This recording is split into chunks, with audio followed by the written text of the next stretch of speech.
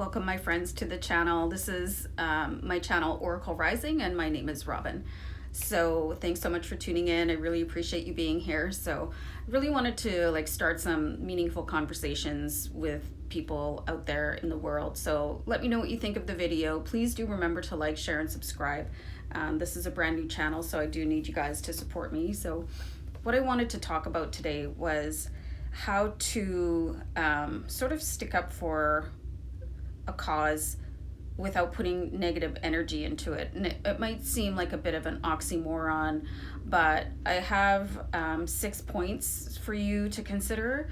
And yeah, definitely let me know what you think in the comments. And I, of course, made notes because I can't remember a freaking thing anymore. So I have notes here. So to stop opposing things that you don't like. So energy builds based off of the focus given to it, and energy will multiply too. So let's say, for instance, you were going to protest something because you wanted to stop a particular thing. Just think of something that you're against, and you're going to go with your little sign or whatever and all your friends, and you're going to go scream and yell and rant because down with whatever, insert your cause there. Let's just say like factory farming. Okay, so that's great that you're doing that, because you want things to be better for humans and animals and all of that good stuff, but it's just bringing in negative energy. And then when you bring that negative energy, the people that are for that cause, they're going to come against you face to face, and then all that negative energy, it doesn't matter what you're saying anymore. It's about the energy, and it's going to all just sort of build together.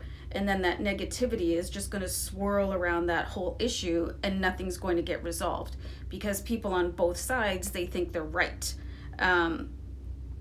So the negative force will be met with a negative force, and then nobody will be able to understand each other because everybody's so pissed off, right? So really important to consider how to approach that situation.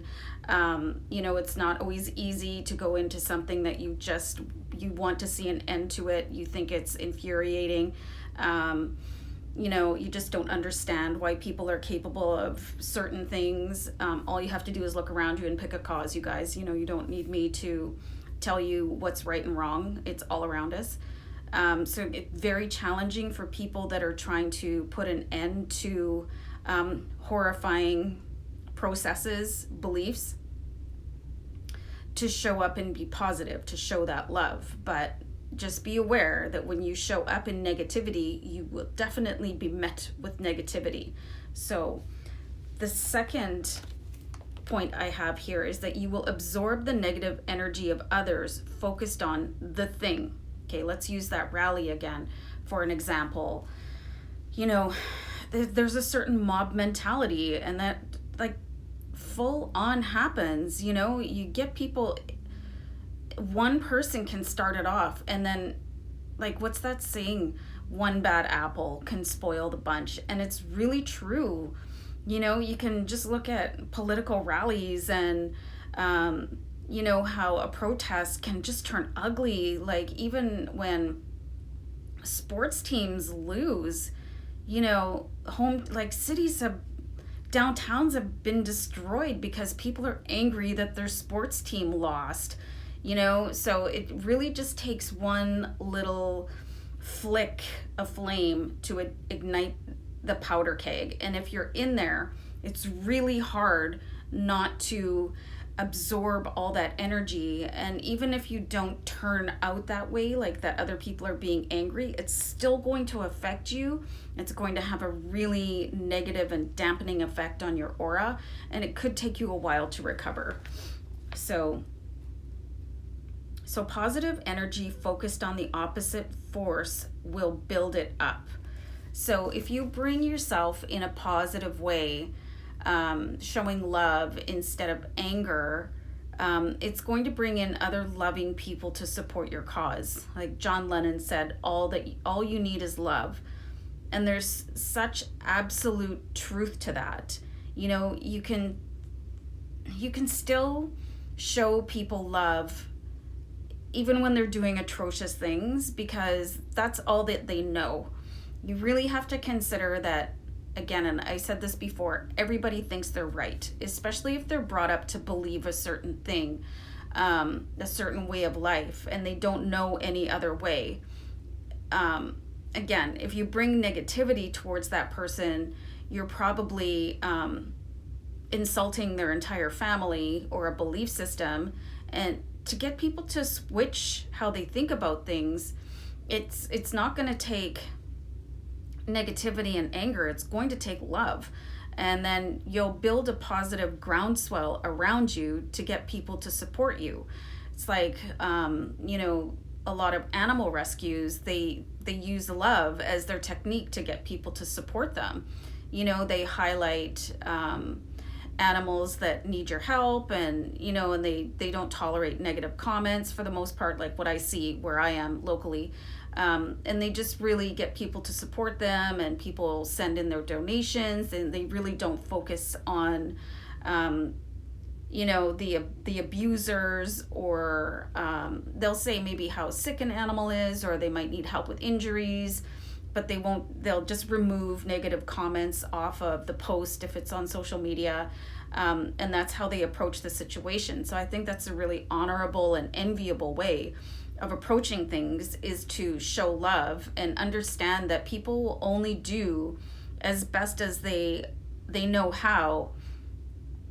And people will wake up in their own divine and perfect timing, just to set yourself as a positive example of love and how you want things to be in the world. I mean, and then that positivity will radiate outwards. I hope that all made sense.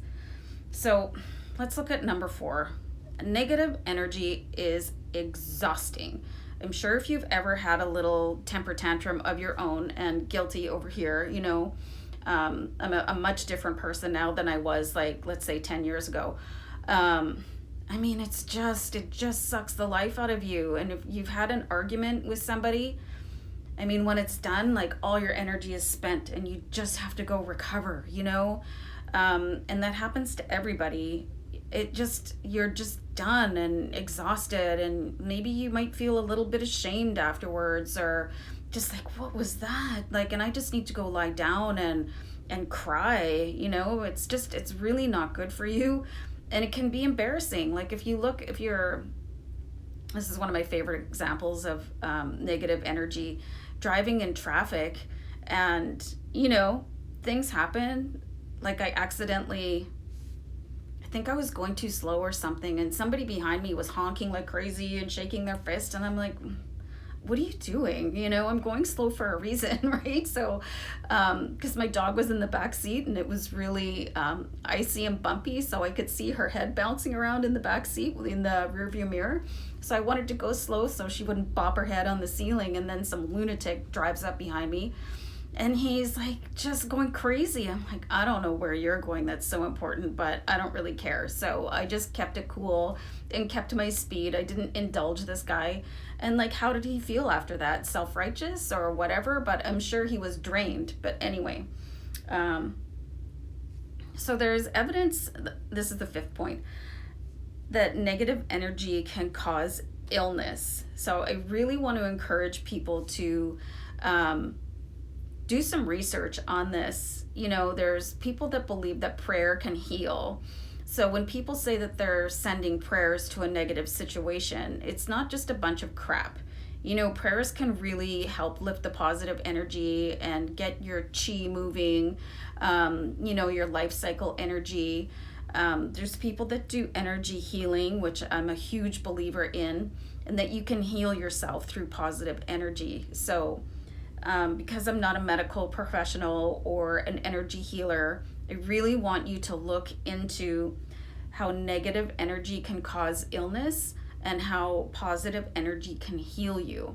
So, I mean, and there is certain circumstances where you might still need Western medicine or whatever. Like I said, I'm not a medical professional. Please don't take my advice as any sort of like prescription. Oh, well, Robin said, don't do that. But really do your research on how negative energy can impact the health of your body. So, my sixth and last point here is that negative energy is a manifestation repellent. You may as well spray a repellent over everything that you're trying to draw into your life, because love is what brings in abundance. If you're trying to get a better job, find a partner, whatever it is, win the lottery, get a nice car, it's not very often that negative energy will bring that stuff in. And if it does, it probably won't last very long. So there is absolute merit to keeping your calm, and that's not to say that you're not going to ever feel short or angry or annoyed or whatever.